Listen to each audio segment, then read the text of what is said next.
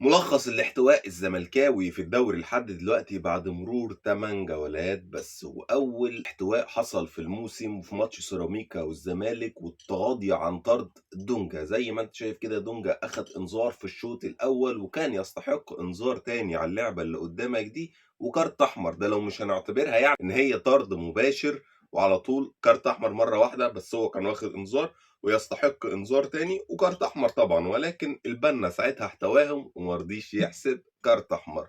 نخش على تاني احتواء في الموسم، او هو مش احتواء قوي يعني، في ماتش مودرن سبورت، وعلى طول حكم الرايه اللي عمل كارثه الماتش اللي فات وهاجيلكوا ليها دلوقتي حالا، لما كان بيدافع على بنتايك وبيضرب علي فوزي لاعب مودرن سبورت زي ما انتم شايفين كده، ومفيش اي حد تدخل ولا اي حد اتكلم على الشد والزق الواضح اللي حصل من حكم الرايه للاعب مودرن سبورت اكنه بيدافع عن ابن اخته. نخش بقى على الاحتواء اللي بعديه وماتش فاركو. ماتش فاركو الكره اللي قدامك دي محمد صبحي اخذ الكوره ودخل جوه الجون، هتقول لي اصلها فاول اصلا على المهاجم. لما هي فاول على المهاجم ما رجعتهاش فاول على المهاجم ليه؟ ولو هي هدف ليه ما اترجعتش في الفار؟ وليه ما اتحسبتش هدف رغم ان الكرة زي ما هي قدامك اهي عدت الخط بكل حاجة؟ يعني مش هنقول لك بقى بنص وربع والكلام ده، بكامل محيطها وهي في ايد صبحي، حتى هو حب يثبت ان هي بره راح عمل كده في الاخر.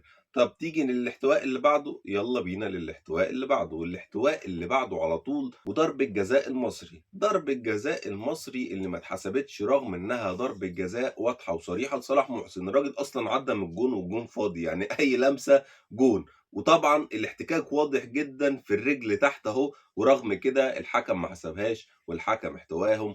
كانت هتغير سير المباراة خالص، لان ضربة الجزاء دي كانت في بداية الماتش وكانت لسه النتيجة 0-0، فكان الماتش بدل ما راح كده كان هيروح كده والدنيا كانت هتختلف تماما تماما تماما. تيجي للقطة اللي بعديها بقى، وفي ماتش دجلة كمان عشان نسيت ماتش دجلة. ماتش دجلة والحكم برضو طرد لاعب دجلة كده، حب يكرمهم في آخر 5 دقايق 10 دقايق كده، فراح طرد لاعب دجلة زي ما هو قدامك كده واداله انذار، رغم ان الكورة كانت فاول من الاول على فتوح. كرة فاول على فتوح، شد وزق، وفتوح عمل كله موبقات تقريبا، والحكم ما شافش ده كله وراح بعد كده على التدخل بتاع لاعب دجله ده، راح مديله انذار تاني وطرده طبعا عشان يمكن الزمالك يرجع في النتيجه ولا حاجه، ولكن الزمالك برده ما عرفش يرجع في النتيجه ودجله اديتهم على عينيهم.